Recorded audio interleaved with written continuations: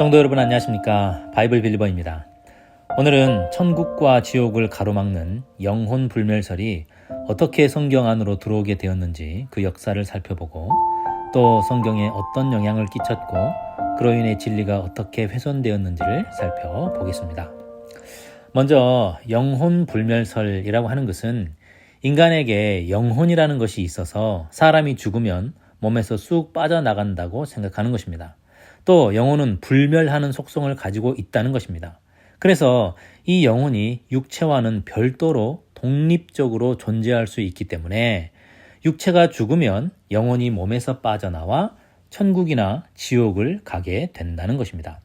그러나 영혼 불멸 사상은 성경의 부활과 재림 신앙과는 조화를 이룰 수가 없습니다.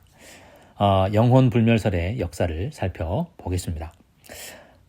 고대 이집트 사람들은 영혼 불멸을 철저하게 신봉을 했습니다. 그래서 사람이 죽은 후에 영혼이 빠져나가면 언젠가 그 영혼이 다시 돌아온다고 믿었죠. 그래서 그런 영혼 불멸에 대한 믿음의 결과가 바로 미라와 피라미드입니다.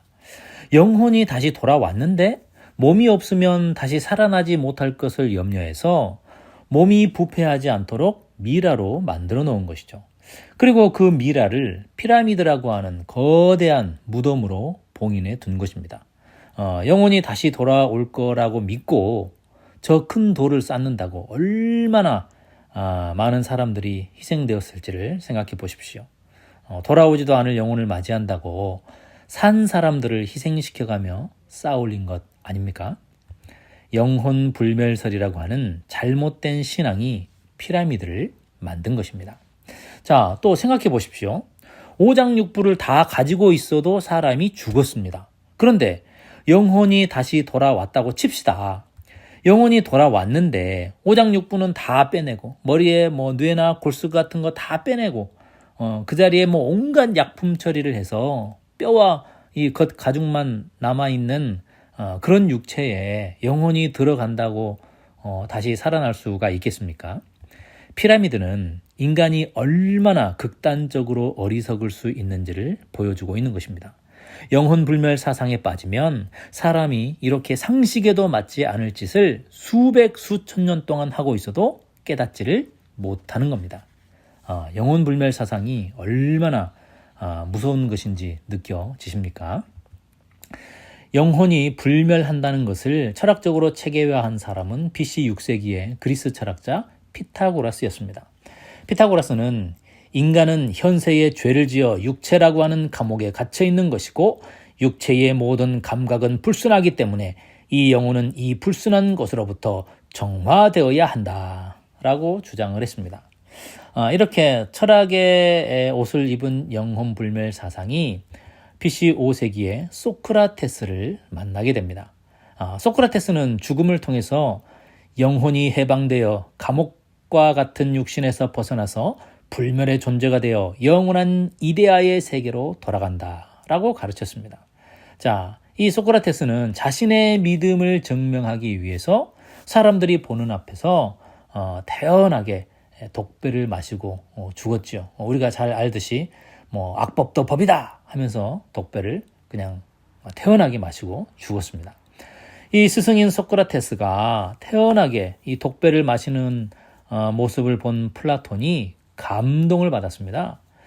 그때부터 플라톤은 영혼불멸 사상을 열렬하게 신봉하게 되었고 그 결과로 파이돈이라고 하는 글을 썼는데 오늘날까지 이 파이돈이라고 하는 책이 영혼불멸 사상의 교과서가 되었습니다.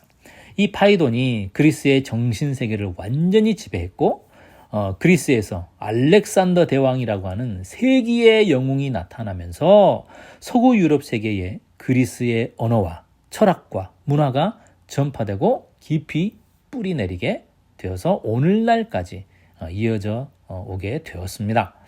시간이 흘러 그리스는 로마에게 멸망을 했지만 그리스의 언어와 철학은 살아서 로마를 지배했습니다. 로마 시대에 예수님이 오셨고 교회가 탄생했습니다. 그리스 사상이 얼마나 강력했는지 신약 성경이 그리스어로 쓰여졌습니다. 여러분 생각해 보십시오. 그리스는 이미 망했고 지금은 로마가 다스리는 시대인데 유대인들이 성경을 쓸 때 히브리어나 로마의 라틴어가 아닌 이미 망한 나라의 언어인 그리스어로 신약 성경을 기록했습니다. 그리스라는 나라는 망했지만 그리스의 언어와 철학과 문화는 살아서 성경에 영향을 끼쳤고 오늘날 예수님을 믿고 있는 저와 여러분에게까지 영향을 끼치고 있는 것입니다. 자, 3세기 영혼불멸 사상의 중심지인 알렉산드리아. 로마 제국의 헬라 문화 중심지였던 이 알렉산드리아에 그 시대의 최고 큰 신학교가 있었습니다. 자, 3세기 초에 이 신학교 교장을 지낸 오리겐이라고 하는 사람이 있었는데 이 오리겐은 헬라 철학의 영향을 받아서 영혼불멸 사상을 교회로 들여오게 됩니다. 오리겐은 이 금욕주의를 따라서 스스로 고환을 잘랐어요. 어떻게 고환을? 예. 또 하나님께서 결국에는 사탄까지도 구원할 것이라고 주장을 했습니다. 그는 하나님 자신이 영원하고 불멸인 것처럼 인간의 영혼도 불멸이다 라고 선언을 하고 자신은 영혼 불멸을 믿는 진정한 플라톤주의자다 라고 자처를 했습니다. 자, 오리겐과 같은 시대에 살았던 이 북아프리카 칼타고 출신의 라틴 교부인 터툴리안이라고 하는 사람이 있습니다. 이 터툴리안은 기독교회사에 정말 많은 영향을 끼쳤습니다. 터툴리안은 아직 교회가 정통 교리가 확립되지 않은 시대에 영지주의와 같은 이단들의 논증을 물리쳤고 또 기독교의 정통 교리를 확립한 인물입니다. 또 오늘날 우리가 쓰는 삼위일체, 이 삼위일체라는 개념을 이 터툴리안이라는 사람이 가져온 거예요. 삼위일체의 개념을 교회에 뿌리내리게 한 인물입니다. 정말 대단한 사람이죠. 그런데 이분이 시작은 창대했지만 끝이 좋지 않았습니다. 정통 교리를 수호하고 많은 개념들을 정리를 했지만 말년에 몬타누스주의라고 하는 그런 이단에 빠져서 교회를 공격하고 자신이 속해 있었던 그런 교회를 공격하고 그렇게 이단에 빠진 채로 생을 마감했습니다. 터툴리안도 플라톤의 영혼 불멸을 주장하고 더 나아가서 의인의 영혼이 영원한 복락을 누린 것과 같이 악인의 영혼도 지옥불에서 영원히 탄다라고 하는 이 영원 지옥설을 최초로 교회 안으로 끌어들였습니다. 그래서 죄의 결과인 사망을 영원한 불행과 고통으로 바꾸어 놓은 사람이 이 터툴리안입니다. 지옥에서 영원히 불탄다는 사상은 터툴리안이 3세기에 교회에 들여온 것입니다. 터툴리안 이전에는 지옥이 영원히 불타는 곳이 아니었다는 것이죠. 그러니까 우리가 사도행전에서 읽는 초대교회 성도들은 지옥을 지금의 우리처럼 영원히 불타면서 영원히 고통받는 곳으로 믿지 않았다는 뜻입니다. 5세기 연어신앙의 문을 연 어거스틴. 북아프리카의 히포 출신인 당대 최고의 신학교부인 어거스틴은, 이름은 다 들어보셨을 거예요. 어거스틴은 중세 카톨릭 교회의 신학적 기초를 세운 사람입니다. 33살에 기독교로 개종을 했는데 그 전까지는 마니교 신자였습니다. 플라톤을 열렬히 신봉했기 때문에 개종한 이후에도 그 영향력에서 벗어나지 못했습니다. 자, 어거스틴은 개개인의 영혼의 운명은 죽는 즉시 결정됨과 동시에 내세에는 정결케 하는 고통이 있다라고 가르쳤습니다. 자, 연옥의 개념을 교회 안으로 가지고 온 사람이 어거스틴입니다. 자, 이렇게 연옥이 교회 안에서 서서히 사람들의 머릿속으로 파고들기 시작했습니다. 시간이 흘러서 AD 582년 교황 그레고리가 교리로 인정하면서 천국도 아니고 지옥도 아닌 듣도 보도 못한 연옥이라고 하는 새로운 사후세계의 장소가 발명이 된 것이죠. 예, 발명이 되었어요. 자, 13세기에서 16세기 이단이 된 정통, 정통이 된 이단. 영혼불멸 사상과 그것의 기초에서 생긴 연옥신앙은 13세기의 신학자인 토마스 아퀴나스에 의해서 확고한 신학으로 집대성이 되었습니다.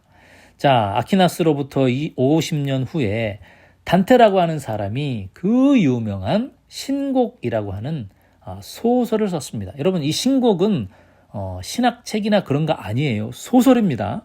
이 소설이 영혼불멸 사상에 입각한 지옥, 연옥, 천국이 또 이제 민속신앙으로 자리 잡게 되었죠. 자, 이런 과정을 거치는 동안 성경과는 전혀 상관없는 사상인 이 영혼불멸 사상이 교회 안에 깊이 뿌리 내리게 되었습니다. 자, 마침내 종교개혁이 일어나기 직전에 AD 1513년 제5차 라테란 종교회의에서 교황 레오 10세가 이런 교서를 발표하게 됩니다. 어떤 사람들이 영혼의 속성은 죽을 수 있는 것이라고 주장하는 것과는 달리 우리는 거룩한 회의에서 결정된 대로 영혼은 불멸이라고 한 교황 클레멘트 5세의 교시에 따라 영혼은 죽게 된다고 주장하는 자들을 정죄하고 배척하며 그와 같은 그릇된 주장에 집착하는 모든 사람들을 멀리할 것과 이단으로 징벌하여야 할 것임을 명하는 바이다. 자, 이때부터 이교의 철학 사상이었던 영혼 불멸이 성경의 진리를 밀어내고 교회의 정통 진리로 포장되면서 성경의 진리를 믿는 그리스도인들을 공식적으로 이단으로 정죄하고 처벌하기 시작을 한 겁니다. 그 시대의 이단은 고문하고 불에 태워 죽였습니다. 그리고 종교개혁 이후에 칼빈을 통해서 들어온 영혼 불멸 신앙. 자, 프랑스에서 젊은 가톨릭 신자였던 칼빈이라는 사람이 기독교로 개종을 했습니다. 자, 개종한 지 2년째가 되던 해인 1534년 25살에 신학 논문 혼수론이라고 하는 책을 썼습니다. 이 혼수론의 골자는 영혼 불면론이라고 합니다. 불면, 잠을 안 잔다는 거죠. 영혼인 죽음 이후에도 영혼은 잠을 자지 않는다, 잠들지 않는다는 겁니다. 즉 죽음 이후에도 생명력을 가지고 자아와 의식을 가지고 활동한다는 뜻입니다. 이 혼수론이 오늘날 일반 개신교회들이 영혼 불멸 신앙을 따르도록 만드는 불행한 그런 계기가 된 것이죠. 칼빈 이전에 종교 개혁을 주도했던 영국 옥스포드 대학 교수인 위클리프와 틴데일, 그리고 독일의 마틴 루터들이 카톨릭 교회의 영혼 불멸설 교리가 이교적인 사상임을 지적했었습니다. 사람이 죽으면 예수님이 재림할 때까지 무의식의 상태에서 잠을 잔다고 가르쳤던 것입니다. 그런데 그 이후에 혼수론이 나왔다는 것은 정말 유감스러운 일인 것이죠. 칼빈의 이 영혼불멸 신앙은 어디에 기초를 두었던 것일까요? 칼빈이 그리스도교 강요 또는 기독교 강요라고 하는 책을 썼다는 것은 아마 들어보셨을 겁니다. 칼빈 그리스도 강요 1권 15장 2 육체와 영혼의 차이. 더욱이 인간이 영혼과 육체로 구성되어 있다는 사실에는 논쟁의 여지가 없다.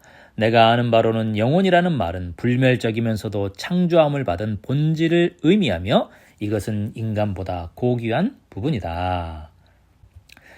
6. 영혼과 그 기능. 영혼의 정의를 철학자들에게서 찾는다는 것은 어리석은 일이다.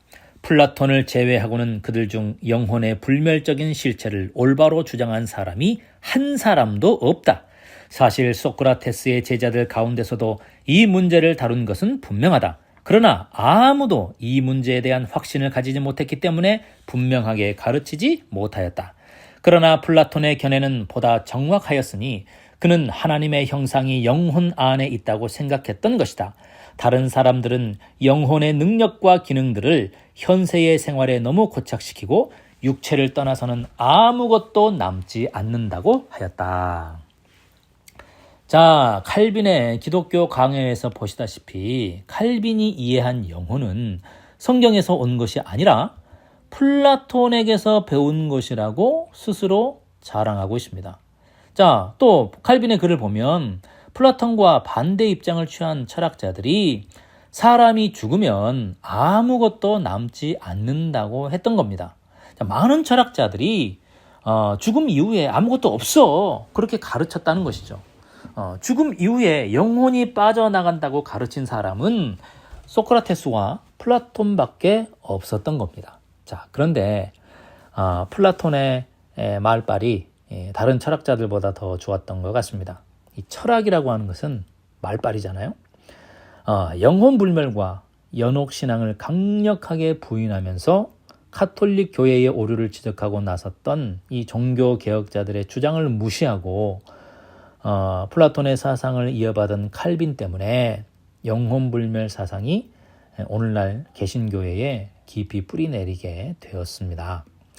만약에 칼빈이 다른 종교 개혁자들과 협력했었더라면 영혼 불멸설을 기초해서 사람이 죽는 순간에 천국이나 지옥에 간다는 사상은 아마 종교 개혁을 기점으로 사라졌을 겁니다. 저와 여러분들이 같은 믿음을 가지고 있었을 겁니다. 제가 지금 천국과 지옥 시리즈를 통해 강의하는 것은 영혼 불멸이 아니라 영혼 멸절이고 영혼 소멸을 이야기하는 것입니다. 그리고 제가 말하는 영혼은 몸에서 쑥 빠져나오는 것을 영혼이라고 하는 것이 아니라 살아있는 사람 자체를 영혼이라고 한다는 것을 이해하시면 참된 천국과 지옥을 정확하게 알게 되실 겁니다. 자, 그럼 성경에서 영혼이 불멸하고 몸에서 쑥 빠져나오는 영혼이라는 것이 있는 것처럼 보이는 성경 구절들을 몇 가지 살펴보겠습니다. 자, 1번 에스겔 37장 주 여호와께서 이 뼈들에게 말씀하시기를 내가 생기를 너희에게 들어가게 하리니 너희가 살아나리라. 생기 루아우야 사방에서부터 와서 이 죽음을 당한 자에게 불어서 살아나게 하라. 내가 또 내 영을 너희 속에 두어 너희가 살아나게 하고. 자, 여기서 생기와 영으로 번역된 히브리어는 모두 루하의입니다. 호흡, 숨, 바람, 기운, 영 이런 뜻을 가지고 있습니다. 이 말씀에서 같은 단어를 하나는 생기라고 하고 또 14절에서는 영이라고 번역을 해서 마치 하나님이 영혼을 다시 불어넣어 주시는 것처럼 되어 있는데 그런 것이 아니라는 겁니다.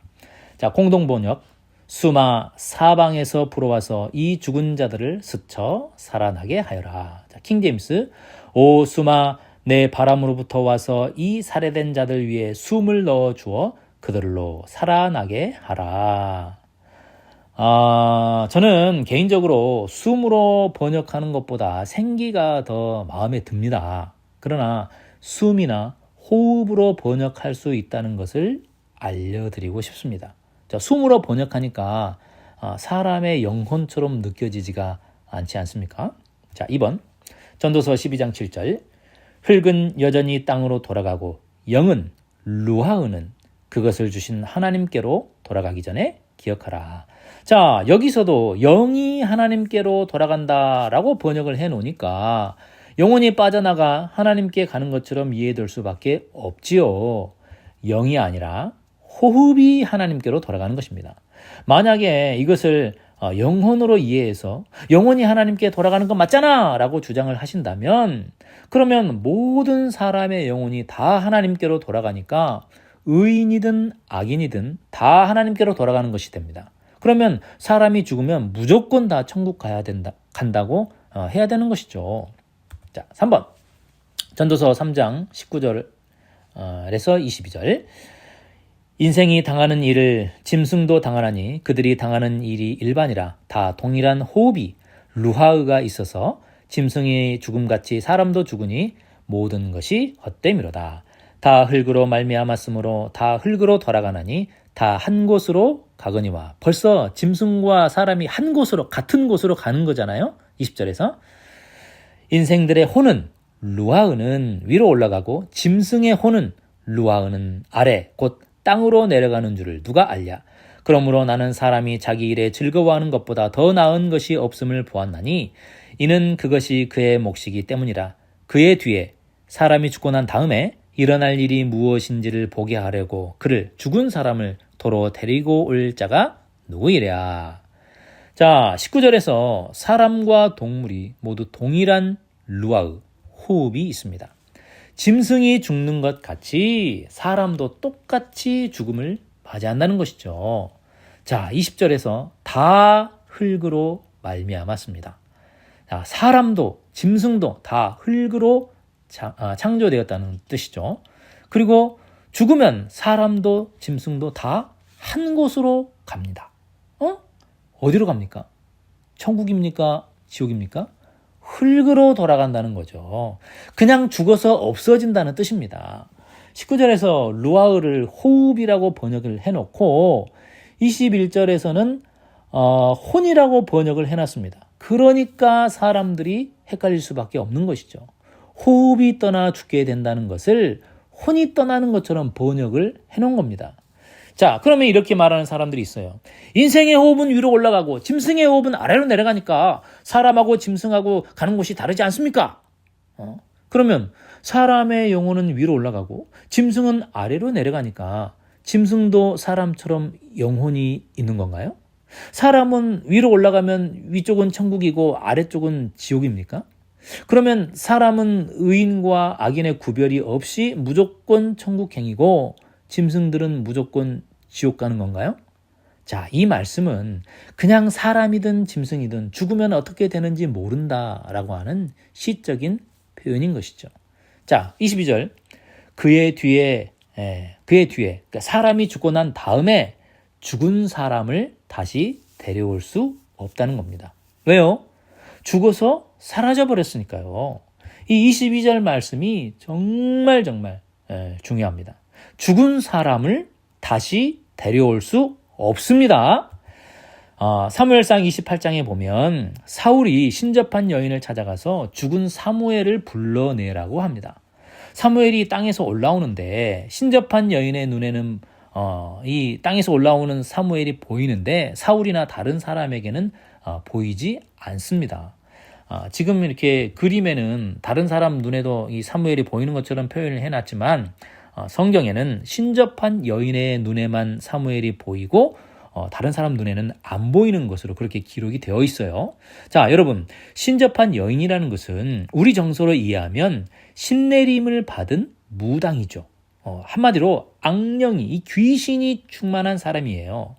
이 악령이 충만한 사람의 눈에 뭐가 보이겠습니까? 악한 영이 보이는 겁니다. 마귀가 보이는 거예요. 마귀가 죽은 사무엘처럼 나타나서 마치 사무엘의 영혼이 살아있는 것처럼 거짓 행세를 하는 겁니다. 자, 전도서 3장 22절에서 그의 뒤에 사람이 죽고 난 다음에 일어날 일이 무엇인지를 보게 하려고 그를 죽은 사람을 도로 데려올 자가 누구이랴. 자, 이 말씀에 따라 죽은 사람을 다시 데려올 수 없습니다. 그런데 무당이 귀신을 불러내는 술법으로 사무엘을 불렀는데 사무엘이 올라왔습니다. 자, 지금 올라온 사무엘이 우리가 아는 그 사무엘일까요? 아니지요. 사탄이 사무엘 흉내를 내서 사람들을 속이는 것입니다. 죽은 사람을 다시 데려올 수 없습니다. 왜 데려올 수 없을까요? 죽어서 소멸되어 존재하지 않으니까 데려올 수 없는 것이죠. 그런데 술법으로 영혼을 불러낸다? 마귀가 우리를 속이는 것입니다. 그래서 하나님이 신접한 자나 박수나 술객이나 무당 같은 사람이 이스라엘 중에 있으면 반드시 죽이라고 엄명을 내리신 것이죠. 저도 한때는 신접한 여자가 불러낸 사무엘이 진짜 사무엘인 줄 알았어요. 저도 그럴 때가 있었습니다. 그런데 영혼불멸이 아니라 영혼멸절이라는 것을 깨닫고는 제가 잘못됐다는 것, 내가 잘못 알고 있었구나 하는 것을 알게 됐습니다. 그래서 제가 여러분에게 이 제가 깨달은 진리를 지금 전해드리고 있는 겁니다. 자, 4번 고린도후서 4장 16절에서 5장 8절. 자, 5장 8절. 우리가 담대하여 원하는 바는 차라리 몸을 떠나 주와 함께 거하는 그것이니라. 이 말씀은 바울이 몸을 떠나면 즉 죽으면 그 즉시 주님과 함께하는 것처럼 보입니다. 그러나 몸을 떠나고 세상을 떠나 그리스도와 함께 있다는 것은 죽음에 대한 관용적인 표현입니다. 고린도 후서 4장 16절에서 5장 8절. 우리가 겉사람은 육신은 낡아지나 우리의 속사람은 정신, 마음, 믿음 날로 새로워지도다. 우리가 주목하는 것은 보이는 것이 아니요 보이지 않는 것이니 보이는 것은 잠깐이요 보이지 않는 것은 영원함이라. 만일 땅에 있는 우리의 장막집이 육신이 무너지면 죽으면 하나님께서 지으신 집 부활의 몸 곧 손으로 지으신 것이 아니요 하늘에 있는 영원한 집이 우리에게 있는 줄 아느니라. 참으로 우리가 여기 있어 탄식하며 하늘로부터 오는 우리 처소로 새로운 부활의 몸으로 덧입기를 간절히 사모하노라. 이렇게 부활의 몸을 입으면 우리가 벗은 자들로 부활하지 못하는 자들로 발견되지 않으려 함이라. 참으로 이 장막에 육신에 있는 우리가 짐진 것 같이 탄식하는 것은 벗고자 함이 아니요 죽고자 함이 아니요 오히려 덧입고자 함이니 몸의 부활을 입고자 함이니 죽을 것이 생명의 삼킨 바 되게 하려 함이라. 자, 이 말씀을 보면 우리의 인생을 겉사람과 속사람, 보이는 것과 보이지 않는 것, 장막집과 영원한 집, 처소를 덧입는 것과 벗는 것, 죽을 것과 생명에 삼키는 것으로 이렇게 대조를 하며 말씀하고 있습니다. 모두 이 땅에서 고난받는 삶을 살겠지만 장차 더 큰 영광이 기다리고 있으니까 지금 우리가 당하는 고난을 믿음으로 잘 견디고 인내하자라고 하는 그런 권면인 것이죠. 자, 이렇게 이 말씀이 있은 다음에 그러면서 오늘 본문 8절이 나오는 겁니다. 우리가 담대하여 원하는 바는 차라리 몸을 떠나 주와 함께 거하는 그것이니라. 그런즉 우리는 몸으로 있든지 살든지 떠나든지 죽든지 주를 기쁘시게 하는 자가 되기를 힘쓰노라. 이는 우리가 다 반드시 그리스도의 심판대 앞에 나타나게 되어 각각 선악간에 그의 몸으로 행한 것을 따라 받으려 함이라. 자, 10절에서 몸을 떠나면 그리스도의 심판대 앞에 서게 됩니다. 제가 누누이 말씀드렸지만 심판의 날은 예수님의 재림을 통해 이루어지는 것입니다. 자, 고린도전서 15장 35절에서 58절. 누가 묻기를 죽은 자들이 어떻게 다시 살아나며 어떠한 몸으로 오느냐 하리니 보라 내가 너희에게 비밀을 말하노니 우리가 다 잠잘 것이 아니요 마지막 나팔의 순식간에 호련히 다 변화되리니 나팔 소리가 나매 죽은 자들이 썩지 아니할 것으로 다시 살아나고 우리도 변화되리라. 이 썩을 것이 반드시 썩지 아니할 것을 입겠고 이 죽을 것이 죽지 아니함을 입으리로다. 바울은 이미 고린도전서 15장에서 몸의 부활에 대해서 말씀을 하고 있습니다. 몸이 부활해야 하늘에 가는 것입니다. 자, 또 살아있는 사람들도 지금 몸 그대로 하늘에 가는 것이 아니라 변화되어 새로운 몸을 가지고 하늘에 가는 것이죠. 자, 그러면 죽은 자가 부활하고 산 자의 몸이 변화되는 때는 언제입니까? 52절. 나팔 소리가 나면 죽은 자들이 살아나고 우리도 변화되는 것입니다. 고린도후서 5장 8절에서 몸을 떠나 주와 함께 거한다는 것은 죽음 이후의 시간은 무의식이죠. 수천 년이 흘러서 예수님이 재림하더라도 죽은 사람에게는 눈 감고 떴는데 공중에 예수님이 계시는 거예요. 죽은 사람에게는 시간의 흐름이 느껴지지 않습니다. 마치 죽자마자 다시 살아난 것과 같기 때문입니다. 그것이 죽음이 무의식의 잠인 이유입니다. 자, 고린도전서 15장은 부활장이라고 부르는데요. 오늘 제 강의를 다 들으시면 꼭 15장을 묵상해 보시기를 권면드립니다. 다음 5번 빌립보서 1장 23절. 내가 그 둘 사이에 끼었으니 차라리 세상을 떠나서 그리스도와 함께 있는 것이 훨씬 더 좋은 일이라. 그렇게 하고 싶으나. 자, 이 말씀도 방금 고린도후서 5장 8절 말씀과 같은 의미로 이 죽음에 대한 관용적인 그런 표현입니다. 자, 빌립보서 내에서 바울이 주님을 만나는 날을 어떻게 이해하고 있는지를 보면은 보겠습니다. 1장 10절. 너희로 지극히 선한 것을 분별하며 또 진실하여 허물 없이 그리스도의 날까지 이르고. 자, 2장 16절. 생명의 말씀을 밝혀 나의 다름질이 헛되지 아니하고 수고도 헛되지 아니하므로 그리스도의 날에 내가 자랑할 것이 있게 하려 함이라. 3장 20절 21절. 그러나 우리의 시민권은 하늘에 있는지라 거기로부터 구원하는 자 곧 주 예수 그리스도를 기다리노니 그는 만물을 자기에게 복종하게 하실 수 있는 자의 역사로 우리의 낮은 몸을 자기 영광의 몸의 형체와 같이 변하게 하시리라. 자, 바울은 항상 그리스도의 날을 기다렸습니다. 그 그리스도의 날이 되면 21절에서 우리의 낮은 몸이 부활하신 예수님의 몸처럼 변하게 될 것이라고 강조하고 있죠. 몸을 떠나고 세상을 떠나서 그리스도와 함께 있다는 것은 죽음에 대한 관용적인 표현이지 거기에 특별한 의미가 있는 것이 아닙니다. 이것을 특별하게 보는 것은 영혼불멸 사상이라고 하는 이 악한 철학이 우리 뇌리에 박혀있기 때문에 어떻게든 죽자마자 이 천국 가고 싶어가지고 그렇게 보이는 겁니다. 영혼불멸이라고 하는 악한 이 마귀의 사상으로부터 벗어나시기 바랍니다. 자, 6번 데살로니가전서 4장 14절 우리가 예수께서 죽으셨다가 다시 살아나심을 믿을진대 이와 같이 예수 안에서 자는 자들도 하나님이 그와 함께 데리고 오시리라.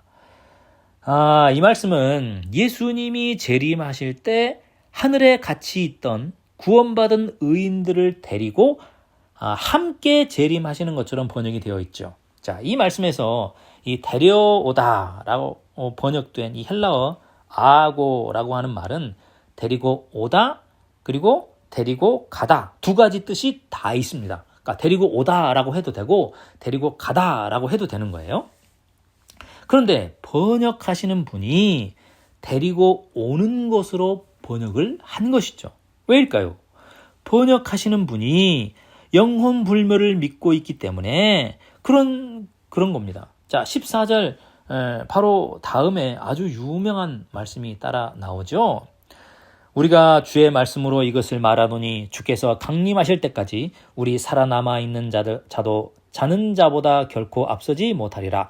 주께서 호령과 천사장의 소리와 하나님의 나팔 소리로 친히 하늘로부터 강림하시리니 그리스도 안에서 죽은 자들이 먼저 일어나고. 자, 14절에서 예수님이 재림하실 때 하늘에 있던 성도들을 데리고 같이 재림을 하신다면 16절에서 그리스도 안에서 죽은 자들이 일어나는데 이 사람들은 하늘에서 예수님과 같이 오지 않고 왜 땅에서 일어나는 것일까요? 번역이 잘못된 것입니다. 자, 공동번역. 우리는 예수께서 죽으셨다가 다시 살아나신 것을 믿습니다. 그래서 우리는 예수를 믿다가 죽은 사람들을 하느님께서 예수와 함께 생명의 나라로 데려가실 것을 믿습니다. 자, 확실하죠? 데려가는 것입니다. 자, 7번 베드로전서 4장 6절 이를 위하여 죽은 자들에게도 복음이 전파되었으니 이는 육체로는 사람으로 심판을 받으나 영으로는 하나님을 따라 살게 하려 함이라. 이 말씀은 지난번 천국과 지옥 5편에서 다뤘던 베드로전서 3장의 말씀의 연장선상에 있습니다. 마치 예수님이 죽은 사람에게 찾아가서 복음을 전하는 것처럼 보일 수 있습니다. 자, 지난 강의에서도 말씀을 드렸지만 죽음 이후에도 복음을 들을 수 있다는 것은 죽음 이후에 구원받을 수 있다는 기회가 있다는 뜻이죠. 이것은 성경 전체의 사상과 완전히 배치됩니다. 우리가 구원받을 수 있는 기회는 우리의 한 번뿐인 인생이라는 것을 저는 확신합니다. 이미 죽어서 구원과 멸망이 결정됐는데 죽음 이후에 마지막 뒤집기 한 판이 남아있다? 성도 여러분, 사탄이 우리를 속이는 것입니다. 이 말씀을 앞뒤 구절과 연결해서 이해하면 죽은 자들에게 복음이 전파되었다는 것은 베드로가 편지를 보낼 당시에 이미 죽은 사람들도 그들이 살아있을 때 복음을 들었다는 겁니다. 그래서 그들이 살아있을 때 들은 이 복음을 각자가 어떻게 반응했는지에 따라서 복음을 듣고도 외면했으면 훗날 심판을 받게 될 것이고 복음을 듣고 회개했다면 하나님을 따라서 다시 부활하게 될 것이다 라는 뜻입니다. 자, 죽은 자들에게도라는 이 말을 자세히 보십시오. 죽은 사람에게 가서 복음을 전할 것이다가 아니라 이미 죽은 자들에게도, 즉 그 사람들이 살아있을 때 죽기 전에 복음을 들었다는 뜻입니다. 이 말씀을 사람이 죽은 후에도 복음을 들을 수 있는 기회가 있다고 생각해 버리면 아까도 말했듯이 성경 전체의 사상과 완전히 틀어지게 되는 것입니다. 자, 또 육체로는 심판을 받지만 영으로는 살게 한다 라는 표현이 나오는데요.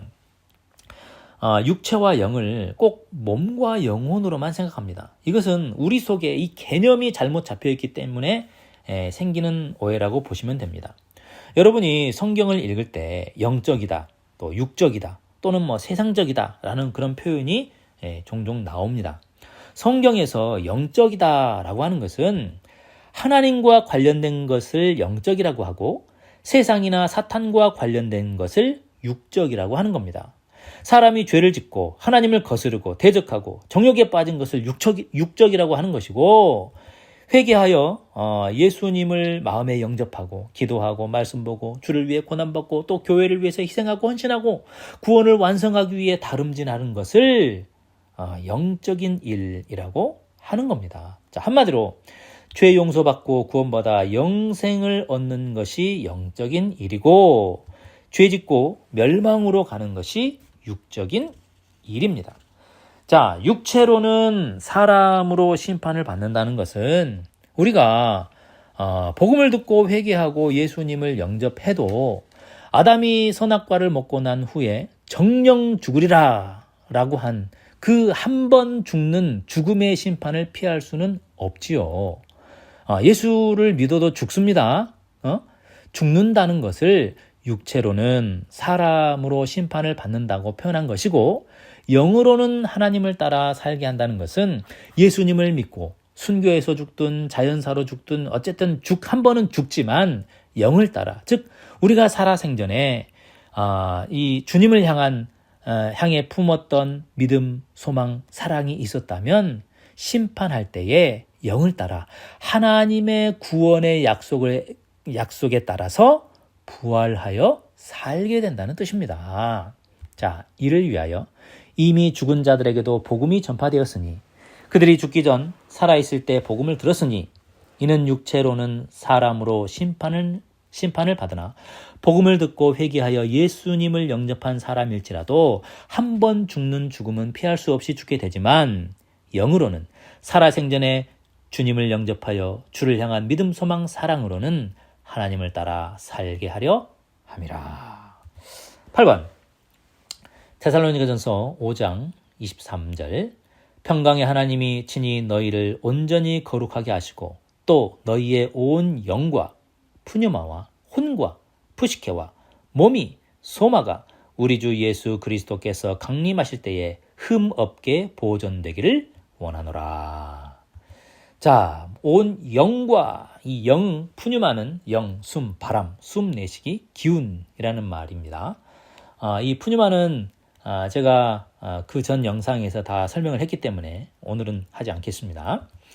그 다음 푸시케, 영혼, 목숨, 생명, 또 생명력, 흙 이런 뜻이고, 소마, 사람이나 동물의 신체, 또 몸, 시체라는 뜻입니다. 자, 마태복음 22장 37절 예수께서 이르시되 내 마음을 다하고 목숨을 다하고 자 푸시케를 다하고 뜻을 다하여 주 너의 하나님을 사랑하라 하셨으니, 자 누가복음 12장 23절 목숨이 푸시케가 음식보다 중하고 몸이 소마가 의복보다 중하니라. 사도행전 20장 10절 바울이 내려가서 그 위에 엎드려 그 몸을 안고 말하되 떠들지 말라 생명이 푸시케가 그 안에 있다 하고. 자, 벌써 이 푸시케를 혼으로 번역한 것과 목숨이나 생명으로 번역한 것은 엄청난 차이가 있죠. 자, 우리말로 혼과 그리고 목숨, 생명이 비슷한 뜻이라고 생각할 수 있습니까? 전혀 다른 뜻이 되어버립니다. 누가복음에서 목숨과 몸은 같은 의미로 쓰인 겁니다.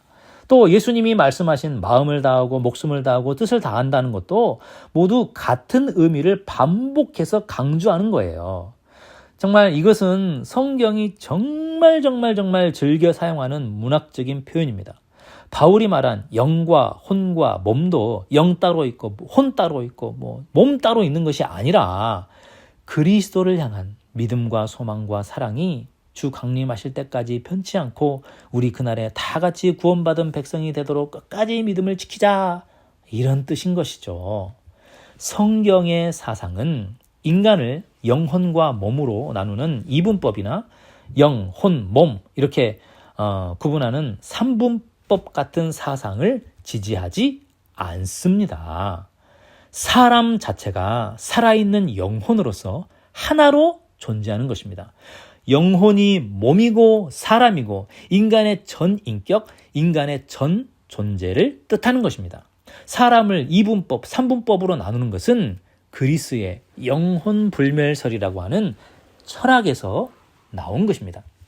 영혼불멸에 대한 오해는 거의가 성경 번역의 오류와 개념의 오해에서 비롯된 것이라고 보면 됩니다. 뭐? 성경에 오류가 있다고? 아니요. 성경에 오류가 있는 것이 아니라 성경 번역에 오류가 있다고요. 특히 영혼불멸설과 관련해서 성경 번역 오류가 많습니다. 왜일까요? 성경을 번역하는 번역학자들이 영혼이 불멸한다는 것을 믿고 있기 때문에 번역할 때 이 번역자의 사상이 그대로 반영이 되는 것입니다. 번역하는 사람 자체가 사람이 죽으면 몸에서 영혼이 빠져나가 그 즉시로 천국 가고 지옥 간다고 믿고 있는 분이 번역을 하니까 그렇게 번역된 성경을 우리가 볼 수밖에 없는 겁니다. 자, 제가 성경 번역에 오류가 있다는 확실한 증거를 보여드리고 오늘 강의를 마치겠습니다. 마태복음 3장. 그때에 세례 요한이 이르러 유대 광야에서 전파하여 말하되 이때에 예수께서 갈릴리로부터 요단강에 이르러 요한에게 세례를 받으려 하시니 예수께서 세례를 받으시고 곧 물에서 올라오실새 하늘이 열리고 하나님의 성령이 비둘기같이 내려 자기 위에 임하심을 보시더니. 자, 이 말씀에서 번역이 잘못된 부분이 있습니다. 여러분 한번 찾아보십시오. 자, 힌트를 드리겠습니다. 헬라어 원어로 밥티조라는 단어이고요. 뜻은 잠그다, 담그다, 빠뜨리다, 또 가라앉다라는 뜻이 있습니다. 자, 이 단어가 영어로는 baptize라는 영어로 번역이 됩니다. 뭡니까? 세례이죠. 그러면 우리말로 번역이 잘 된 단어일까요? 자, 세례라고 하는 것은 씻을 세자에 예도래자, 씻는 예식이다라는 뜻입니다. 자, 그러면 예수님이 16절에서 물에서 올라오실세라고 되어 있죠. 예수님의 몸이 물에 완전히 잠겼다가 다시 물 밖으로 올라오실세라는 뜻이 되겠죠. 우리말로 번역을 한다면 세례보다는 담글 침자, 물속에 담글 침입니다. 그리고 예도래자를 써서 침례라고 하는 것이 더 올바른 번역이 될 것입니다. 자, 오늘날 세례의 개념은 AD 1000년경에 십자군 전쟁 때 생긴 것입니다. 그러니까 사도행전 이 초대교회 이후로 1000년 동안 침례를 했던 거예요. 근데 1000년이 지나서 침례가 세례로 바뀌어버린 것이죠. 침례가 시간이 오래 걸리고 귀찮으니까 간소화시킨 것이 세례입니다. 성경적으로는 침례 예식이 올바른 예식인 것이죠. 자, 예수님은 세례를 받은 것이 아니라 침례를 받은 것입니다. 우리가 흔히 세례 요한이라고 부르는 요한은 세례 요한이 아니라 침례 요한이라고 불러야 성경적으로 바른 호칭이 되는 겁니다. 자, 그런데 우리 한글 성경은 죄다 세례라고 번역이 되어서 출판되고 있습니다. 왜일까요? 한국은 장로교가 꽉 잡고 있잖아요. 그런데 장로교가 세례를 주거든요. 그래서 세례로 번역하는 거예요. 자, 이 부분을 침례교 교수님한테 번역하라고 맡겨놓으면 뭐라고 번역할까요? 침례교 교수님인데 침례라고 번역하지 않을까요? 성도 여러분, 성경 번역에 오류가 있다는 것 이해하시겠습니까? 번역하는 언어의 한계와 번역자의 한계 때문에 생길 수밖에 없는 것입니다. 자, 그렇다고 성경이 오류투성이다 그런 말은 아니에요. 성경은 진리의 책이고 하나님의 말씀입니다. 매일매일 성경 말씀을 묵상하시기 바랍니다. 오늘은 번역의 오류 때문에 오해되고 있는 몇몇 성경 구절들을 살펴보았습니다. 자, 이 외에도 이런 구절을 다 찾아가지고 바로 잡으려고 하면 한도 끝도 없어요. 여러분이 성경을 읽다가 영혼이 불멸할 것 같은 단어나 구절이 나오면 일단 앞뒤 구절을 함께 연결해서 전체적인 구조를 확인하면서 읽어보십시오. 오늘 천국과 지옥 시리즈 6번째 강의째인데 제 강의를 쭉 따라오신 분들이라면 딱 한 단어, 딱 한 구절만 뽑아서 읽고 오해하는 수준은 넘었을 거라고 생각이 됩니다. 자, 그래도 이해가 안 되면 다른 번역 성경과 비교하면서 읽어보시기 바랍니다. 성경책이 없어도 요즘 인터넷에 여러 번역들이 잘 나와 있습니다. 저도 이 홀리 바이블, 이 다국어 성경이라고 하는 거기 그 사이트에서 번역을 비교하면서 강의를 준비합니다. 자, 그래도 이해가 안 되면 제 강의를 반복해서 들어보시고 놓친 부분은 없었는지 확인해 보시면 좋을 것 같습니다. 자, 강의 시리즈가 천국과 지옥인데 이제 천국이든 지옥이든 가야 되지 않겠습니까? 자, 어디를 먼저 갈까요? 자, 두구두구. 다음 강의의 주제는 뭘까요? 네, 지옥입니다. 드디어 지옥을 우리가 이제 갈 수가 있어요. 성도 여러분, 지옥은 어떤 곳일까요? 또 지옥은 어디에 있을까요? 성경에 지옥이 어떤 곳인지, 심지어 지옥이 어디에 있는지도 다 나와 있습니다. 그런데 영혼불멸이라는 이 눈가리개에 가려가지고 우리가 못 보고 있었던 것 뿐입니다. 지금 여러분이 알고 있는 지옥이 성경적인 지옥일까요? 자, 다음 시간에는 지옥에 대해 오해하게 하는 성경절들을 살펴보고 진짜 지옥은 어떤 곳인지를 밝혀보겠습니다. 자, 진리에 목마른 모든 분들에게 진리의 생수를 들고 다음 시간에 다시 찾아뵙겠습니다. 오늘 강의는 여기까지입니다. 오늘도 긴 시간 시청해 주신 모든 분들께 진심으로 감사를 드립니다. 지금까지 바이블 빌리버였습니다. 감사합니다.